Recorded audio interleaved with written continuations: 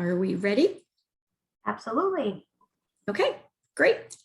Good morning, everyone, and welcome to our session, Spotlight on Decriminalization, Disability, Special Education, and Juvenile Justice. My name is Denise Lugo-Fowler. I'm the Director of Training and Outreach for Disability Rights New Jersey, and I'm thrilled to be the host for this session.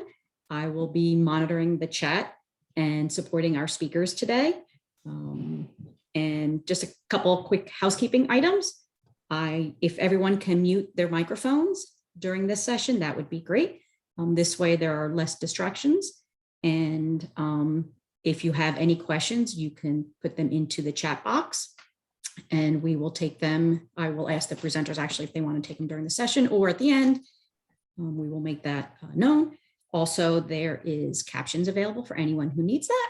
The boxes are across the bottom of the Zoom menu. You can click on CC live transcript and the captions will be available for you.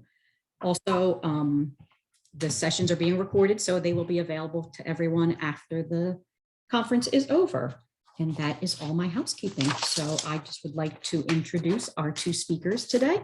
Regina Ann Smith, who is a staff attorney for Disability Rights New Jersey, and Ruby Kish, who is a Skadden Fellow from the Education Law Center.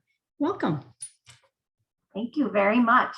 We're so happy to be here and happy to be with everyone. It's called a roundtable for a reason. So we are going to provide you with some information today and some resources, but we do want to hear from you and make sure that this is an active brainstorm. So I think we'll begin before Ruby kicks us off with a poll, and that just really will help us to identify and understand who's here with us today and how we can best direct this presentation. So I will launch a poll now, and you'll see 3 questions. The first is, what best describes you? The second says, are you working with youth currently who are court involved? And the third is, have you ever worked with youth who are disciplined in school for behavior that could be related to disabilities? So if you want to answer those 3 questions while Ruby, my amazing esteemed colleague from the Education Law Center up in Newark, while she gets her presentation up and shares her screen, you can answer those questions now. And I'm thrilled that she's here to help us with this presentation today. Thank you, Regina, for that introduction. I'm pulling up my PowerPoint right now.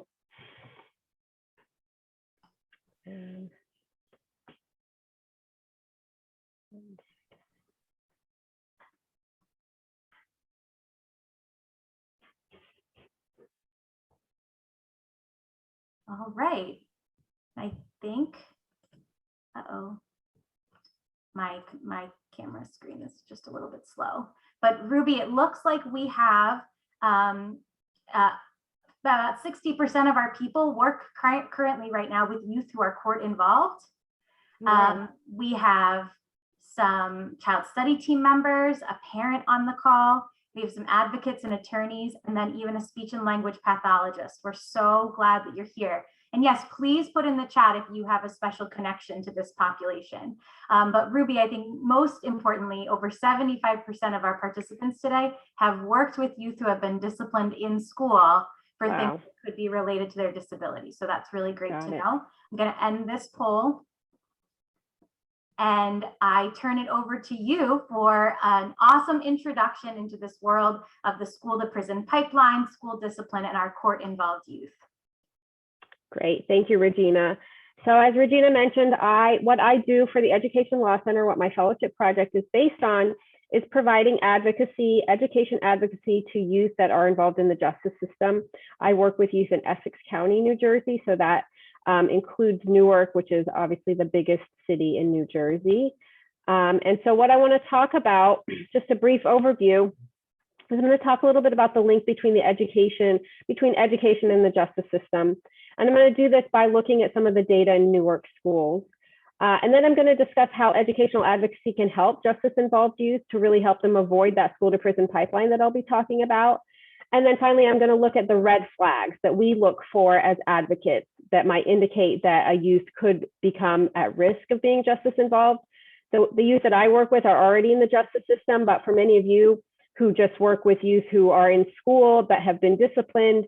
We want to prevent that school to prison pipeline. So it's important to look for these red flags. So I'm going to focus on two aspects of the school to prison pipeline. Often we know about it through school resource officers and police in schools, and how that can lead to young people being arrested and eventually involved in the justice system. However, there are many ways that the school to prison pipeline works, and I'm going to focus on these two, which is academic failure and exclusionary discipline. So academic failure is exactly what it sounds like. It's just when a young person in school struggles to keep up academically, and because of that, they end up just kind of distancing themselves from the school, and all of that through a cascading series of events can increase the chances that they become justice involved. And exclusionary discipline is something that you all are very familiar with, and I know this because the poll has indicated that many of you have worked with students who've been disciplined in schools. And that's when students are expelled or suspended more often, or any other way excluded from school because of behaviors. And these two aspects of our education system impact students of color and students with disability. In my talk, I am going to focus on students with disabilities because that's really the students that I help the most. And honestly, because I work in Essex County and with the Essex County Public Defenders, most of those students anyway are students of color. So there's a great deal of overlap in those populations, at least with the clients that I work with. But moving forward, I'm going to show data on students with disabilities just to show how they are so vulnerable to these two pressures that can lead to justice involvement. So in terms of, I wanted to kind of do this flow chart to show you how these two pressures lead to justice involvement. So academic failure is, for students with disabilities specifically, is when students are not identified as having a disability, or if they're identified, they don't receive the appropriate services to address it. And then exclusionary discipline, as I just mentioned, is when they're suspended or expelled, and often this is for behaviors that are a manifestation of their disability. So both of these lead to students become having a sense of helplessness and hopelessness as their ability to be a student. And that negatively impacts them, so they detach socially and emotionally from teachers and peers. And all of this leads them to skip school, engage in disruptive behaviors that lead to more suspensions, and this increases the likelihood that they'll drop out. And again, all of these negative pressures increase the chances that they will become justice involved.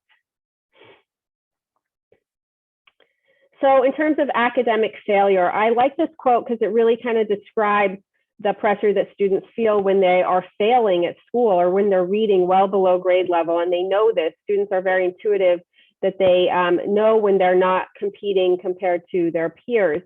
And this is a quote about why students drop out. And it's because some kind of academic challenge that undermines their faith in themselves as learners, that then led to helplessness and hopelessness about their ability to be a student. So you can imagine a young person feeling this pressure is much more likely to distance themselves from school or drop out. And so why are students with disabilities vulnerable to academic challenges? Again, it's because they are not identified. Often we find students have never been evaluated. So they're not identified as having a disability. So they never receive appropriate special education supports. And then the students that I work with that have been identified, very often their supports and accommodations they receive are just inadequate or ineffective. So many of the high school students I work with who've had IEPs since elementary school are still reading at elementary school levels. And that's just because they have not received the appropriate academic support. And so I want to look at this academic failure through the lens of graduation. Graduation is, if a student can make it all the way through high school and graduate, then they are not experiencing any academic challenges. So I wanted to compare graduation rates of students with and without disabilities across the United States, and then in New Jersey and in Newark. You could see that there is a discrepancy. For students with disabilities, they struggle much more to meet those graduation requirements and graduate from high school.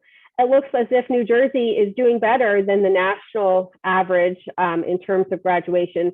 And honestly, this has some part to do with our graduation requirements here in New Jersey. But then if you look at Newark, across the board, graduation is lower, both for students with and without disability. And that's because in a lot of our schools in Newark, and I'll show you that data coming up, that the students are just not receiving the supports they need to be able to graduate. So here is some of that data. It's the graduation rates of students with disabilities, and I'm looking at 3 categories of schools in Newark. The comprehensive schools are really just the neighborhood schools, the schools that most students will attend.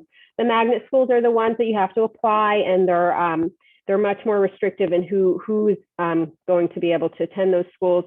And the charter schools are charter schools. We all know what charter schools are like, so I don't need to describe those. But I do want to look at the graduation rates of these various schools. So the numbers are the graduation rates of students with disabilities. So you could see immediately that the numbers are much lower for the comprehensive schools, and some of them are extremely low, like Westside High School. For this year that the data was collected in 2019, only 36% of students with disabilities graduated. And so you can just imagine what happens to the remaining students that didn't graduate that year and what their options were, not having graduated from high school and having a disability. And you see, of course, the magnet schools are much higher in terms of their graduation rates, and the charter schools are too. And I want to just take a minute to talk about why charter school graduation rates are higher. And it's because they tend to push out students that are not academically successful or have behavioral challenges. And because they do that, they tend to only keep in the students with disabilities who are much more likely to graduate from school. So it's important to note that 90% of students with disabilities are capable of graduating. So those numbers are not just because, well, of course, we should expect that students with disabilities wouldn't graduate. They can if they receive the support that they need. And so the lower numbers are really indicative of the lack of support that many of these students have been receiving. Sorry, guys, 1 minute. Okay. Okay, so this number is always really shocking to me, but the more I work with this population of youth, the more that it does not surprise me, which is 85% of youth in juvenile detention have some type of disability, but only 37% receive any special education. So it really tells you that the reason these students struggle so much, and one of the reasons that it's much easier for them to become justice involved, is because they are not receiving the special education services that they need. And so now I just want to pivot to talk about exclusionary discipline and justice involvement. And some of these statistics are really informative as to understanding how the relationship really between exclusionary discipline and justice involvement, which is that 61% of students in juvenile facilities report having been suspended or expelled from school at least once. Suspensions triple a student's chances of becoming involved in the juvenile justice system. And suspended youth don't begin to engage in more serious delinquency until after their first suspension. So we do see that the young people who have been involved in the justice system are much more likely to have been suspended from school at some point. And so again, if we look at the suspension rates of students with disabilities in the United States and New Jersey, and then in Newark, we can see that students with disabilities are much more likely to be suspended from school, really across the board. And it makes sense. Students with disabilities tend to have more behavioral issues. And so the reason they're suspended is because the schools are not adequately addressing those behavioral issues through the IEP process, but rather they're pushing the students out. And so if we look at the suspension of students with disabilities in those 3 categories of schools that I looked at before, we could see the suspension rates are much higher for actually both the comprehensive schools and the charter schools compared to the magnet schools. And as a point of reference, I don't have this here on the chart, but in New Jersey, the average suspension rate hovers between 3 and 5%. So it's at this lowest line here. So if you look at that, you can see how much higher the suspension rate is for some of these schools in Newark. And really, we don't see such a huge discrepancy. Well, in some of the schools we do, but we don't see a great big discrepancy between students with disabilities and students without in some of the schools, in the comprehensive schools at least. And that's just because suspension is so high across the board, I think. In the charter schools, you do see those discrepancies. And again, that's because the charter schools, if a student is not successful in a charter school, they always have the option to go back to their home district, to their neighborhood school. And so by suspending them, it makes it more likely that they'll just leave school and end up attending one of these comprehensive schools instead. So the charter school is in a way incentivized to keep those graduation rates up by suspending the students that are just not meeting their academic or behavioral requirements. So again, why are students suspended? Because it's just much easier to punish or suspend a student than take the time and effort to come up with an adequate plan of support. But what's important to note is the IEP process requires the time and effort to come up with an adequate plan of support. It's just that there's no one advocating for these students. So they don't understand, and their parents don't understand that, the school can't continuously suspend them for behaviors related to their disability without taking a close look at the IEP to see what other services might assist them. And I wanted to talk briefly about COVID and how it impacted the demographic of students and the community of students that I've been working with. And again, this is looking at some of the same schools, not the charter schools, but the magnet and comprehensive schools. And here, this is actually graphing chronic absenteeism from last September, so a year ago, during remote learning. And you could see, if you guys have noticed, that there's some of the same maybe 5 schools that have the lowest suspension rate, highest suspension rate, lowest graduation rate, and also highest chronic absenteeism rate.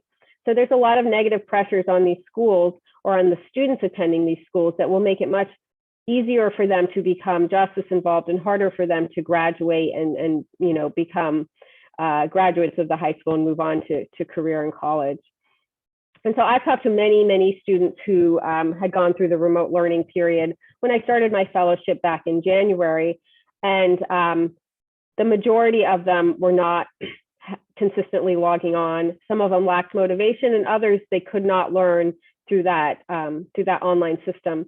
So all of the negative pressures that I had talked about on students with disabilities, specifically in Newark, are likely to be exacerbated this year because students are coming off of a year and a half where they have received very little instruction. And also socially, they have not had the opportunity to work on the skills that they need to improve those behavioral relationships that they need to establish with peers and teachers. So the suspension is likely to be higher this year, and the graduation rates are likely to be lower unless Newark schools and other schools have a really comprehensive plan to address these young people coming back to school. Okay, so now I want to talk about some of the data that I've collected. So again, my fellowship requires me to provide educational advocacy to justice-involved youth. Originally, the plan was to be in the courthouse where the families go and wait until the judge calls upon them and they appear before the judge. I interned at the public defender's office when I was in law school, so I was very familiar with the juvenile justice system and how it worked, and thought that a project like this could kind of weave itself seamlessly into the court proceedings and what was already happening in the courthouse. But of course, COVID shut everything down, and at least in Essex County, everything is conducted via phone. There's some return to in-person hearings, but it's very little. And so I couldn't be in the courthouse. And so originally the plan was just to get referrals from the public defenders and the CMOs that provide mental health counseling to these young people. But I realized quickly that the public defenders and CMOs were not seeing the same red flags that I would have identified because they just don't ask those questions. They don't need to ask the types of questions that I would ask for their work. And so I moved to a system where I was able to get a list of all of the young people appearing before either of the juvenile court justices, and was able to reach out to the families directly. And so each day I have the list, and I don't have the best contact information for all of the families, but for those that I do, I will call and ask a series of 7 questions.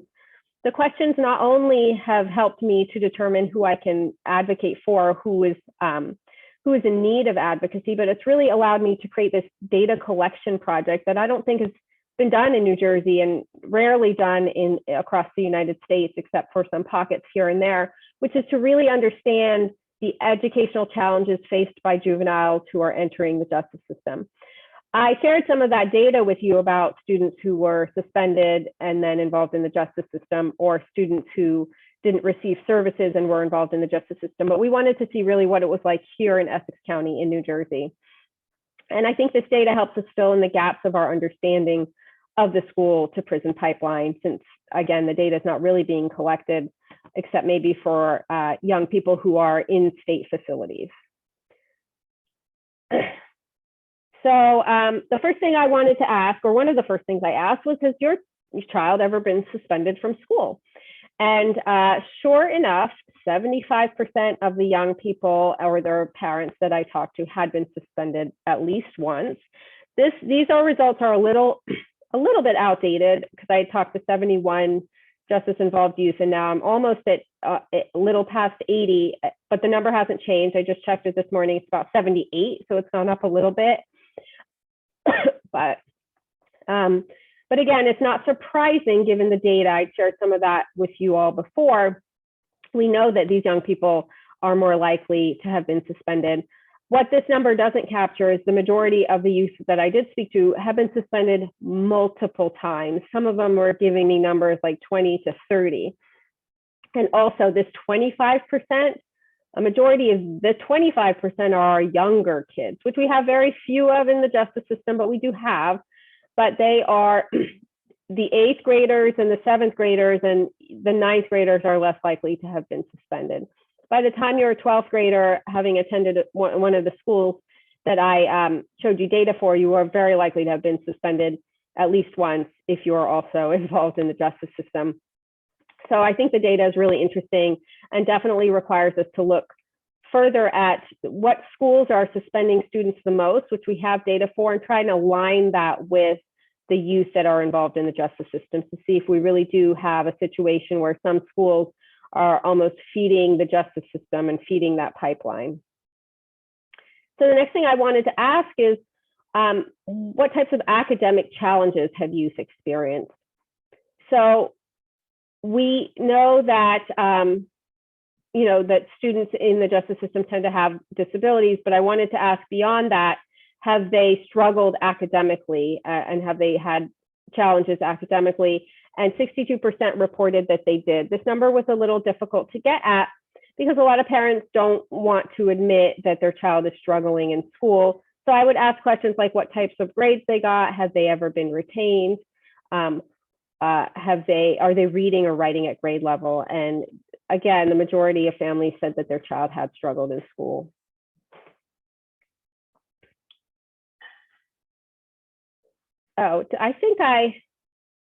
I'm so sorry, guys. I think I had messed up a little bit of my statistics. So that this number is the percent of students with a suspected disability, not suspended.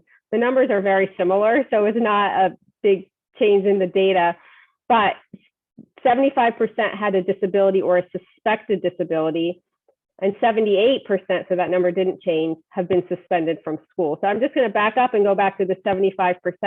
This is students who've had a disability or a suspected disability. And so again, these numbers are not surprising. We know from all of the data on the school to prison pipeline that students with disabilities are much more likely to become involved in the justice system. So the fact that 75% of the students that I interviewed have had a disability and the suspected disability is really based on my interview. Would I recommend that the child be evaluated? If I were representing them, would I write a letter to the school outlining why they needed an evaluation? Many of them hadn't received an evaluation. So again, 75% have had a disability or suspected disability, and 78%, so that number hasn't changed too much, have been suspended. So taken together, the data suggests that both of these pressures that I discussed earlier, the academic challenges and the exclusionary discipline, are certainly impacting the youth that I work with in Essex County, New Jersey. So those two issues are issues that we really need to address when we're working with students, even who are not in justice involved, to look to see whether or not they're experiencing either one of those two issues. So I want to talk about why. Why do we see these challenges? Why are students facing these issues? And I wanted to, again, break it up between academic challenges and exclusionary discipline. So the gaps for students facing academic challenges are that often they have outdated evaluations that fail to address the needs of students. There's a failure to conduct evaluations that are required to understand the student's disability. So sometimes, you know, a student needs a specific evaluation to really understand what's going on, and the school doesn't do those evaluations. The goals that are set are not meaningful and measurable. So, you know, they're not holding the child to the standard that is necessary for them to make academic progress. Students are pushed along year after year without making progress. This is why I have so many clients who are reading at elementary school levels while they're in high school. The programs and supports are not tailored to the individual student. So sometimes, especially students with learning disabilities, require specific reading programs that are not offered by the schools. Inappropriate placement, students might require special education classes or even out-of-district placements in order to make progress, and they're not offered those. And then, of course, the failure to identify students with disabilities. So students who are just retained or just pushed along without actually getting the evaluations that they need. And then gaps in the system for exclusionary discipline is essentially the use of suspension instead of behavioral supports, or failure to conduct a functional behavioral assessment to determine exactly how the student's behavior interferes with learning. Doing a functional behavioral assessment is how we create the appropriate behavior intervention plans to address behaviors. And I have not yet had a client who'd had a functional behavioral assessment completed, which is essential if a student is having those types of behaviors that interfere with learning. And students with behavioral disabilities are often denied evaluations, and they're instead just pushed along and suspended and expelled and pushed to alternative schools rather than being evaluated. And then it's really important to note that schools that have these school-wide positive behavior intervention plans, restorative justice, and social emotional learning, where they have a school-wide program, it benefits all students, but it especially benefits students with disabilities. So these school-wide plans, in addition to the individualized plans, are really kind of the gold star of how we help students with disabilities who have behavioral issues. And so what are the red flags that I look for when I'm talking to families? And for you all as well, when you are talking to students and families, is really failing grades. If a student is failing school, there's something going on with that student that needs to be looked at further. Students who are previously retained, I didn't put that statistic up, but I do have a large percentage of students who have been retained. And usually this is done before they're evaluated. They're retained as kind of a solution to a problem, but rarely does retention work when a student has a disability and needs services, or never, should I say, does retention work for a student with disabilities. It rarely works for any student, I should say. Students reading and writing well below grade level. This is often hard for parents to determine just by asking them, but they're always aware if their child is at an elementary school level when they're in high school. I suspect that many of the parents who don't know, if tested, their student might still be 1 or 2 grade levels below. But many would tell me right off the bat that yes, their child cannot read effectively. I had one student who the IEP said they were reading at a kindergarten level and they were in 9th grade. So some of this is really outrageous that students could be pushed along that far into high school without getting the appropriate reading instruction. A significant history of suspensions and expulsions or detentions, that definitely could be a sign of a behavioral disability or something else that needs to be addressed by the school. Truancy is a red flag. Truancy could be a family-based problem, but it also could be a special education-based problem. If the child is avoiding school, there could be something related to anxiety or behaviors causing that truancy. And then transfers to alternative programs, like I had mentioned before. Sometimes students with behavioral disabilities, instead of being evaluated, they are pushed off to alternative programs without receiving the appropriate behavioral interventions and supports. So that essentially sums up my presentation.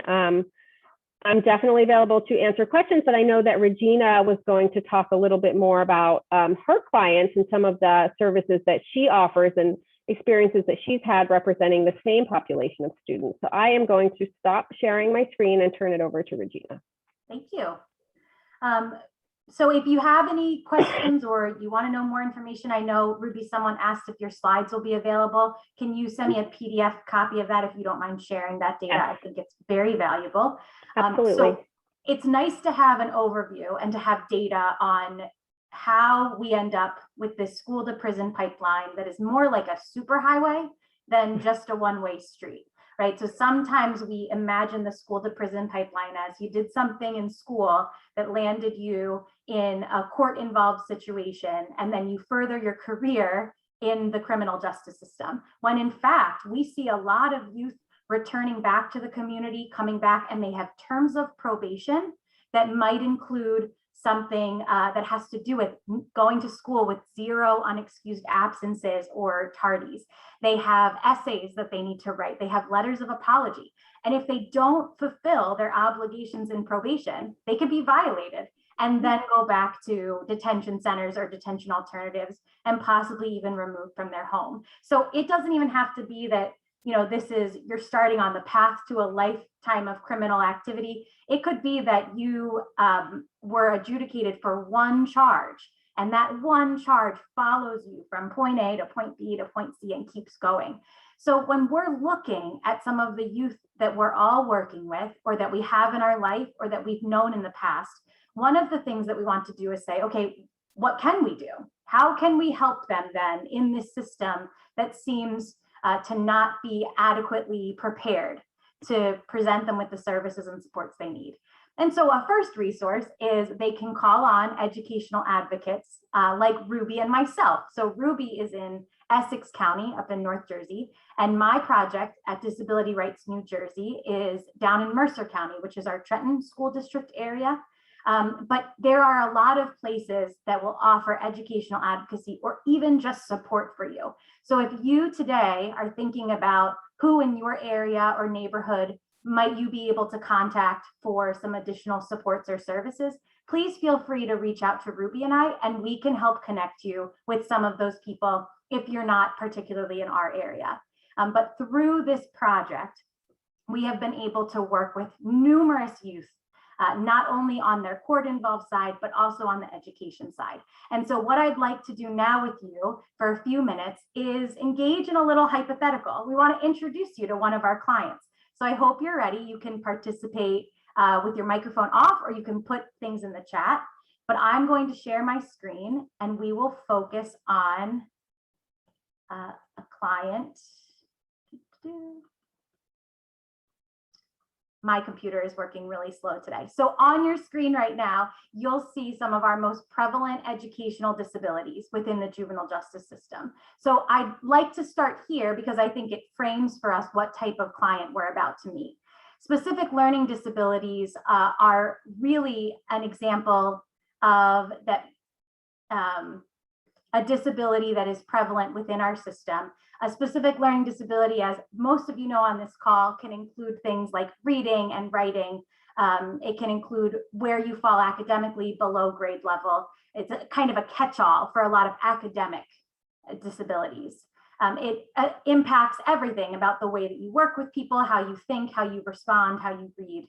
We also see many of our youth, if they are diagnosed with emotional and behavioral disabilities, so things like conduct disorder, oppositional defiant disorder, and sometimes just other health impairments like ADHD, attention deficit hyperactivity disorder, PTSD, we might see anxiety, depression, or even more prevalent fetal alcohol syndrome that goes undiagnosed often, especially when students get to middle school and high school. You start to see greater signs of fetal alcohol syndrome. We've also had youth with autism. And more importantly, as Ruby mentioned, a lot of young people who haven't been diagnosed or even been evaluated for a diagnosis. So with those kind of disabilities in mind, we're going to first take a deep breath and say, how are we going to handle all of this? Well, we're going to look deeper, and we're going to slow down. So these are 2 steps that I like to recommend to anyone working with these youth. You know, we really want to look at the common traits of hidden disabilities. Those are the ones that aren't totally visible to your eye. might include seeing people who pretend to understand something when they don't.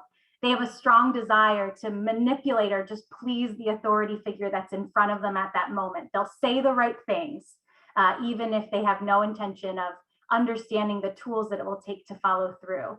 They might want to hide their disability from other people. There might be a sense that it's not a badge of honor to have a disability, but more like something they have to cover up.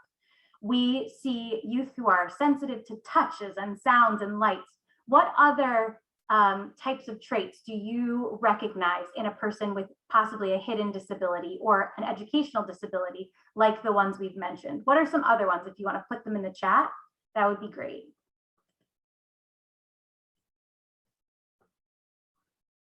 You can say it out loud. Oh, awesome. Poor eye gaze, right. Sensitive to touches, sounds, lights. Maybe they're not able to meet your eye gaze. Definitely signs of PTSD, things that might cause you to be anxious or nervous, situations that you refuse to put yourself in again, a definite trauma history. And trauma history looks different for everyone, right? So some of the things that you might recognize in trauma history will be different from youth to youth, but it's important to have that umbrella over top. Avoidance to talk, avoidance to speak in meetings, or when you're called on in class, or even when you're in court in front of the judge. And that can also indicate some poor communication skills. There might be a lack of impulse control. I know that everyone has a lack of impulse control on different days, and some people it's harder for others to control their impulse to maybe say something explosive or to get frustrated easily. We might see people who are vulnerable to peer pressure and poor judgment. And when you ask them, why did you do what you did? The response can sometimes be, I don't know. And that's not really helpful when you're trying to get to the root of the problem. So when you're looking at all of these traits, it's important to think, is disability playing a role? And then when you start to uncover some of that, you really want to look and say, okay, what am I actually seeing in front of me? How is that behavior making me feel? And what can I do about it, or what do I need to understand before I respond?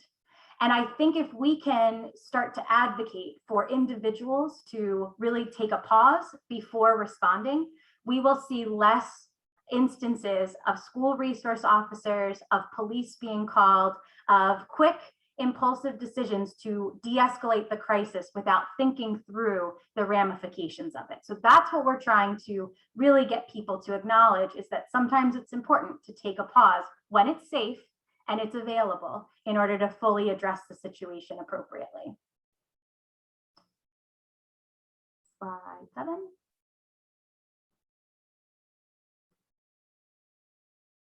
Okay. Can you, I don't know if you can, what can you see on your screen, Michael? Where can we start? Look deeper. Okay.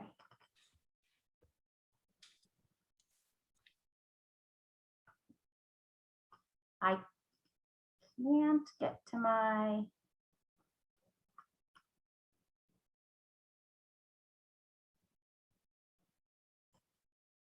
sorry, everyone. Okay.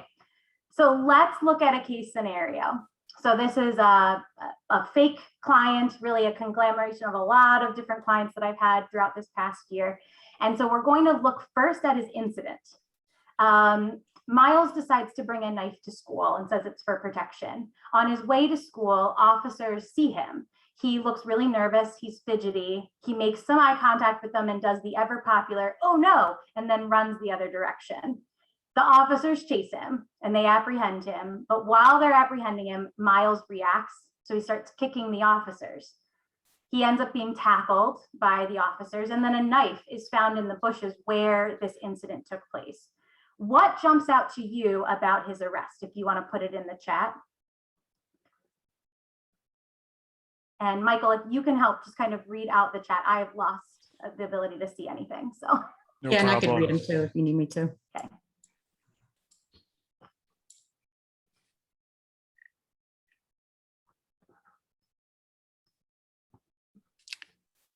So what jumps out to you? What is the first thing that you see on that list? Ruby had mentioned red flags. What is that for you that you've noticed in this that you would trigger you to engage in some alternative response?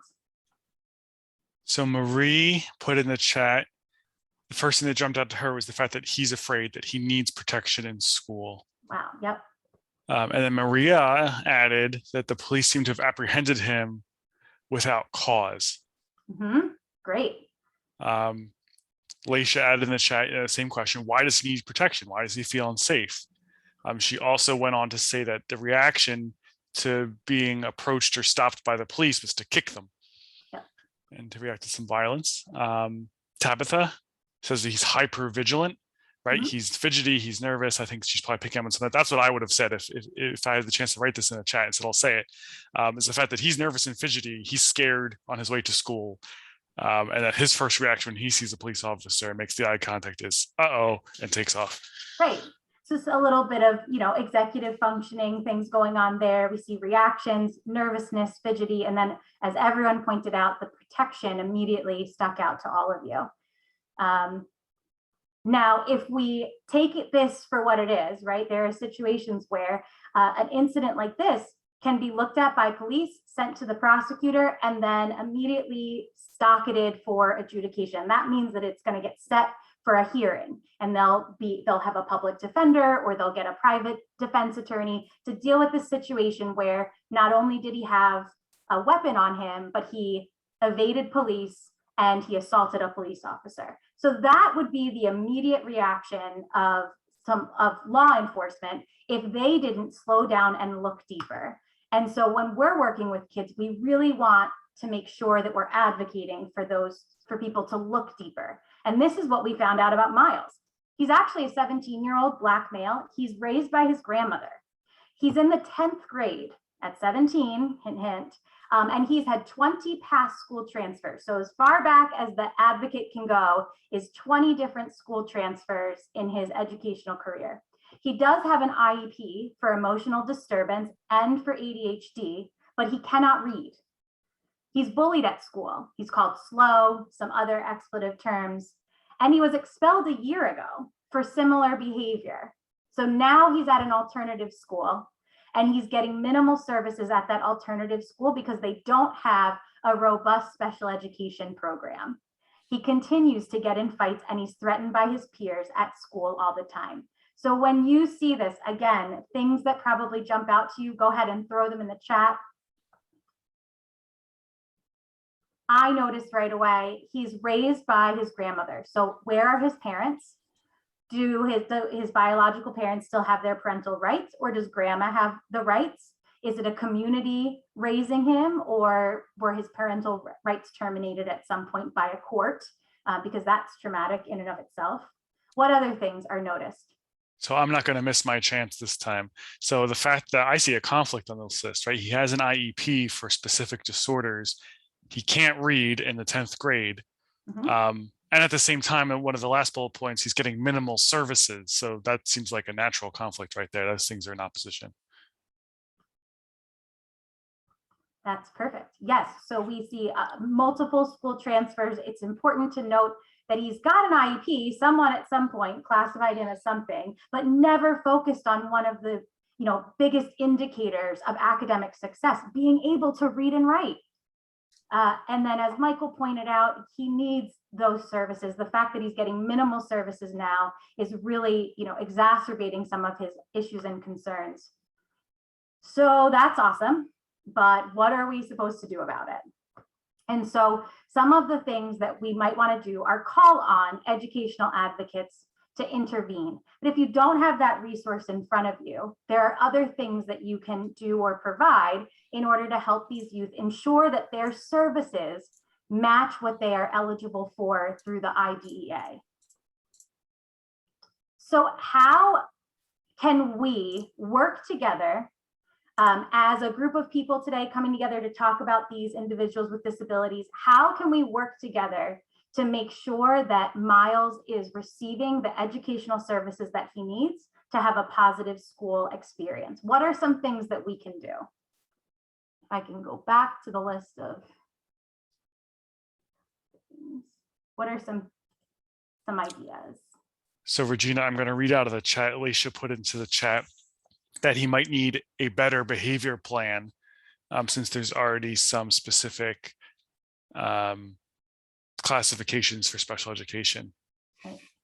So the advocate might take on that and ask for something pretty specific. Ooh, Tabitha, talking about self-advocacy. Yes, yes, yes.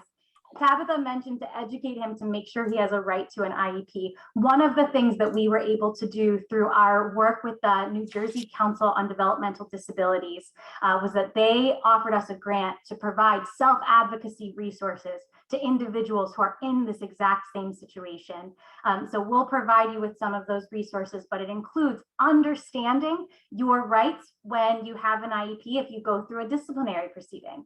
It includes understanding your rights to what should be in an IEP. And more specifically, it includes all of our work that we've been doing to establish a formal, ideal transition plan that can be included in the IEP and also be given to court stakeholders so that the future is a holistic community approach rather than just dealing with the one issue or the one crisis that's happening at that time.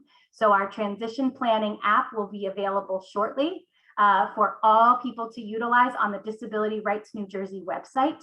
And it is an app that takes students through 22 questions that are tailored to meet the needs of what a transition plan would have here in the state of New Jersey. Kentucky has one and Texas also offers one, and so does Alabama. Those are the other 3 states that have them as well. But you can go onto the website and see what types of questions are being asked to maybe create your own if you're not in the state of New Jersey. And we also see people holding the high school accountable, using making sure that that individual, Miles, has the emotional support to get through whatever proceedings or situation he's involved in. And most importantly, making sure that they're enrolled and back in the school system with the appropriate services and supports. That's so very important. Barb had mentioned that it's important for young people to really understand their rights and their role in self-advocacy so that they can have their own voices heard. And I think that that's really important. You know, Barb, a lot of these youth are always being told what to do. And it's important that we recognize that they have a voice as well. So when we're working with youth at Disability Rights New Jersey, we have identified that the common places for educational advocacy are in assessments and evaluations, re-enrollment issues, making sure that the review of the individualized education plan or behavior intervention plan is appropriate, ensuring that the school that they're placed in, just like our case study of Miles, you know, is really making sure that he is at a school that will best meet his needs, and that they'll be able to provide the services that are required through IDEA, the Individuals Disabilities Education Act, so that Miles can receive the best education possible. And to obviously ensure that proper services and supports are in place. You know, Teresa just mentioned he might be afraid to speak up for himself. Distrust in the school system and the inability or lack of desire to feel like you have a space at the table is really, really common with a lot of youth with juvenile justice involvement. And so it's important that when we're working with these youth and their families, we identify and acknowledge that in the past, they might not have felt that their voice had a space at the table, but it's important to prepare them so that they feel confident enough to share their wants, needs, strengths, preferences, and more importantly, where they feel that they have weaknesses and need some intervention.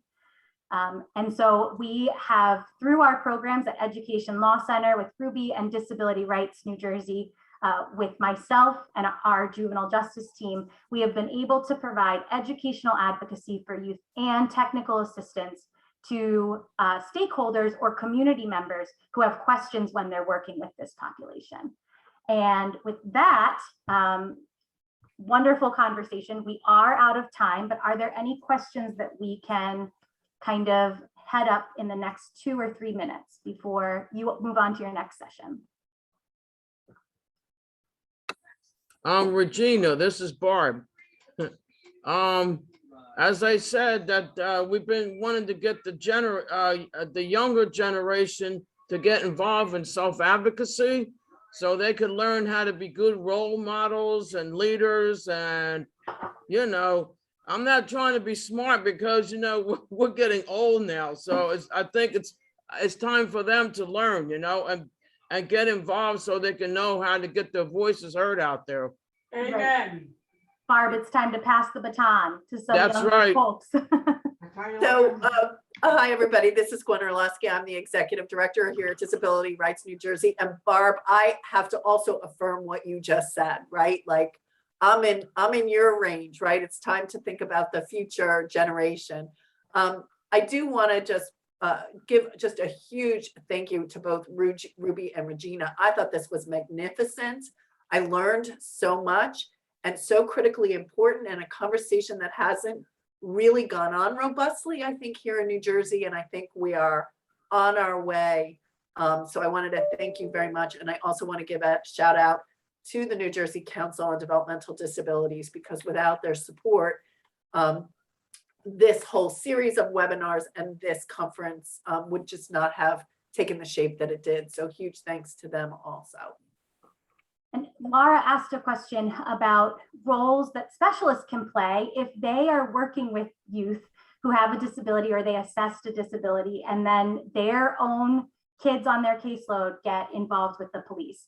And, you know, one of the things that happens in New Jersey is that community providers, of like service providers, get to write a court letter.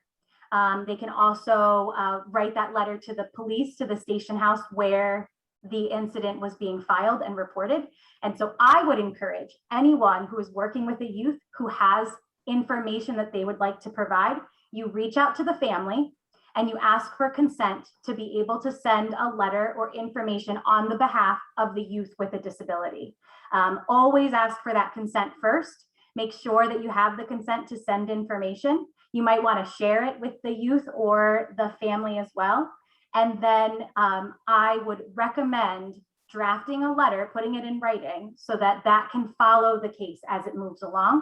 It's really important to have that support from a child study team. And I recognize very much what you're saying. There are times where we will involve a school district and the child study team case manager, the social worker, psychologist, they'll be like, what happened?